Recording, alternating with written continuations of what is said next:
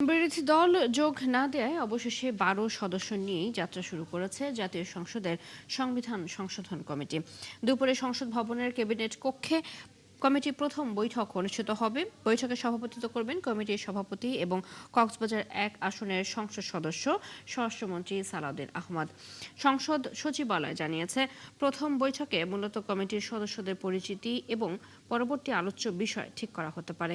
দ্বিতীয় বৈঠক থেকে সংবিধান সংশোধনের বিভিন্ন বিষয় নিয়ে কার্যকর আলোচনা শুরু হবে। ২০২৪ সালের জুলাই আন্দোলনের পর রাষ্ট্র সংস্কারের দাবির ধারাবাহিকতায় সংবিধান সংশোধনের উদ্যোগ নেয় বর্তমান সরকার।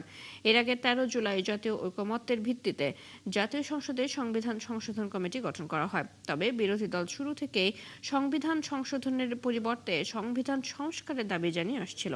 কমিটি গঠনের সময় ১৭ সদস্যের কাঠামোর প্রস্তাব দেওয়া হলেও বিরোধী দলীয় জন্য ৫টি পদ খালি রাখা হয়। বিরোধী দল থেকে নাম পাওয়া গেলে তাদের অন্তর্ভুক্ত করে কমিটি পুনর্গঠন করা হবে বলে জানানো হয়েছে।